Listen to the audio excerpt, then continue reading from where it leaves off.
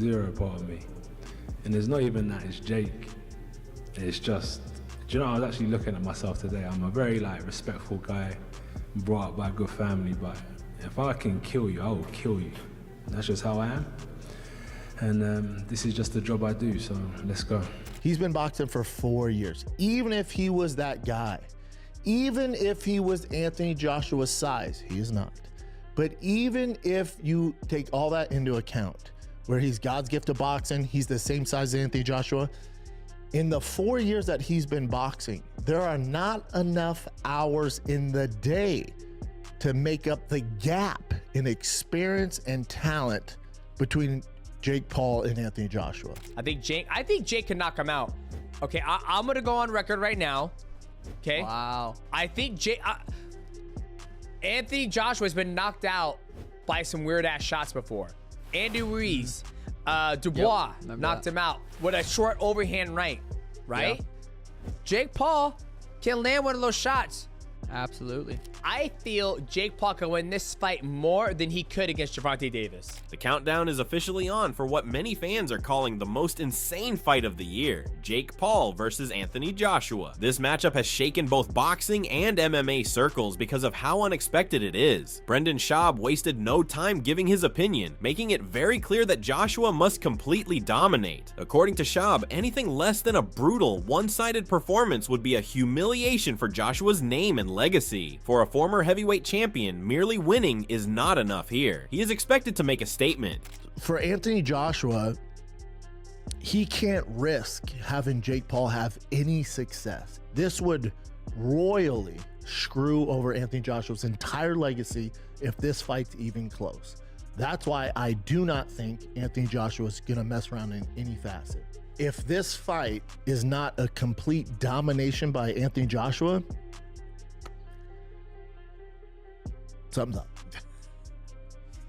I'm not saying it's fixed. I don't want any lawsuits, but something's up. Rampage Jackson followed up by supporting Schaub's stance and focusing on the physical mismatch. He highlighted the massive weight, size, and strength difference between the two fighters. Rampage explained that Joshua's frame and power are on a completely different level compared to Jake's. In his view, Jake will feel overwhelmed once Joshua starts pressing forward and landing shots. This opinion reinforced the idea that this fight is less about skill comparison and more about physical reality, setting the stage for serious concern around Jake's safety. Who do you got for the Jake Paul versus AJ fight? AJ. Why? Anthony Joshua, one of the best heavyweight boxers. You know, look, you win some, you lose some, but he's one of the best heavyweight boxers of our time right now. I'm sorry, he's one of the best. He's up there, at least top 5. Come on. And nothing against Jake Paul. Nothing against Jake Paul. I think Jake Paul is an awesome boxer, but he's not a heavyweight. Anthony Joshua himself has done little to calm those concerns. At their most recent press conference, Joshua made a shocking and aggressive statement saying he is willing to kill if the opportunity presents itself in the ring. While clearly not literal, the comment showed a level of intensity that caught fans off guard. It signaled that Joshua is approaching this fight with a ruthless mindset. This was not the calm, respectful Joshua people are used to seeing, and it instantly changed the tone of the matchup. It's zero part of me. And it's not even that it's Jake.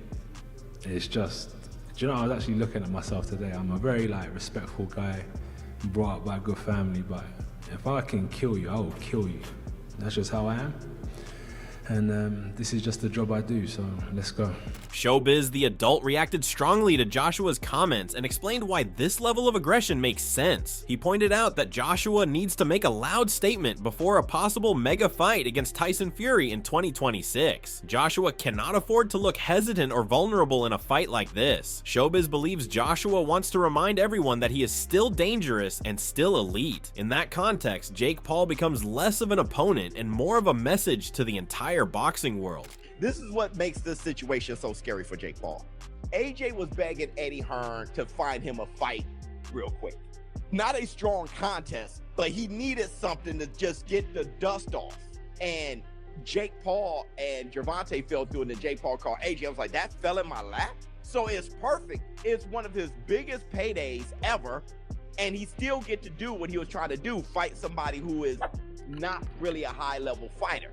Jake Paul isn't on the level of a low-level heavyweight. He's not trying to embarrass himself by having Jake Paul go many rounds. He's not trying to do any of that. because all that does is kill the hype of the biggest fight in UK history between him and Tyson Fury. So blowing up Jake Paul and going viral does nothing but feed into the most important fight. However, Chael Sonnen offered a different angle that added tension to the discussion. He argued that this situation also puts enormous pressure on Joshua. When expectations are this high, even a small mistake can turn into public embarrassment. Chael explained that if Jake survives longer than expected or wins even a single round, people will question Joshua. That kind of pressure can affect decision-making inside the ring. According to Chael, Joshua is fighting not just Jake, but the weight of public expectation. If Jake gets to round number 2, that's a win. If Jake gets to round number 4, that's a win. If Jake shows up for this fight, that's a win. If Jake goes out there and competes and can slip out of the way of some of these combinations, that's a win. If Jake can get a hand on this guy, and I mean one hand, it's a win. Joshua's got one. Crush that man, get your hand raised. That's it. Well, I don't see it like that for Jake. Brendan Schaub responded to that argument by pointing to experience as the deciding factor. He emphasized that Joshua has spent years fighting at the highest level against world-class opponents. Title fights, championship pressure, and elite competition are nothing new to him. Jake, on the other hand, has never faced this level of danger. Schaub believes that experience creates composure, and composure wins fights. Because of that, he sees Joshua staying calm, controlling the pace, and finishing the job without letting pressure get to him. He's been boxing for 4 years. Even if he was that guy, even if he was Anthony Joshua's size, he is not. But even if you take all that into account, where he's God's gift to boxing, he's the same size as Anthony Joshua, in the 4 years that he's been boxing, there are not enough hours in the day to make up the gap in experience and talent between Jake Paul and Anthony Joshua. Amir Khan then added his voice, and his take was brutally honest. He said it would be a miracle if Jake Paul even manages to walk out of the ring. Khan focused on Joshua's punching power, explaining that heavyweight punches are different from anything Jake has faced before. One clean shot could completely change the fight. Khan's words pushed the narrative further toward danger, making it clear that this is not a joke or a light exhibition. According to him, Jake is stepping into very deep waters. But AJ, by knockout, brutal knockout, Nakisa is making a big mistake putting Jake Paul in a fight like this because he's gonna want to see him get hurt. I mean, these guys are going for the money, where really, you know, he has a life after boxing as well. Let's hope he comes out the ring in one piece. Darren Till went even further with an extreme prediction that shocked many fans. He suggested that Jake might not even make it out of the ring at all. While clearly dramatic, Till's comments reflected genuine concern about the damage Joshua can cause. Heavyweight power combined with bad positioning can lead to serious consequences. Till's words intensified the conversation and sparked debates about whether this fight should even be happening. At this point, most opinions were firmly stacked against Jake Paul. Heavyweights who comes out in the gym.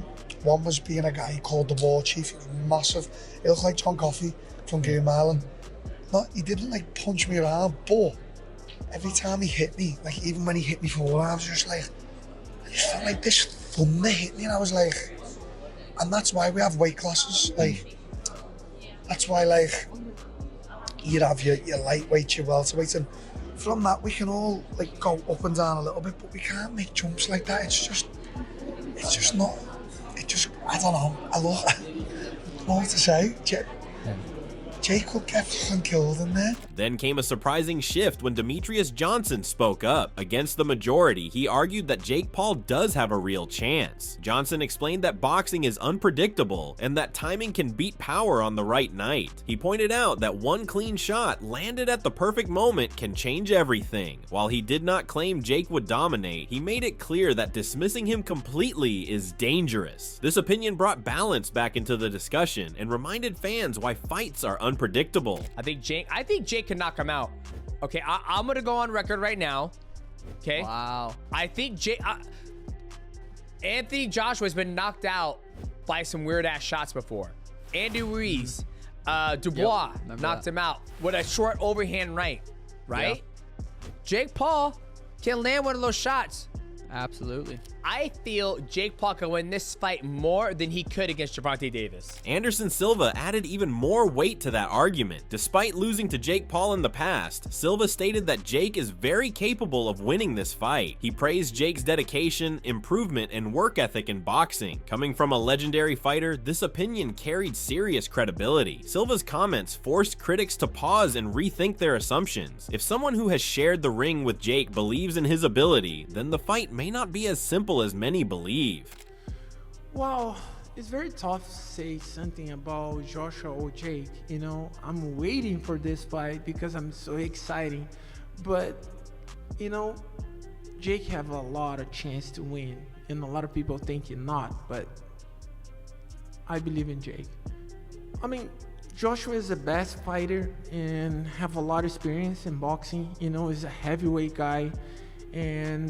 But Jake improved a lot, and the people need respect both, you know, because it's not everybody have a, sorry my language, but have a for come inside the ring and fight, you know. Teddy Atlas then redirected attention back to Anthony Joshua's mental state. He reminded everyone that Joshua is coming off a painful and damaging loss to Daniel Dubois. According to Atlas, losses like that can leave lasting mental effects. Confidence, timing, and aggression can all be affected. Atlas questioned whether Joshua has fully recovered mentally or if he is trying to prove something too quickly. This added uncertainty to Joshua's side and reframed the fight as a test of mindset as much as physical strength.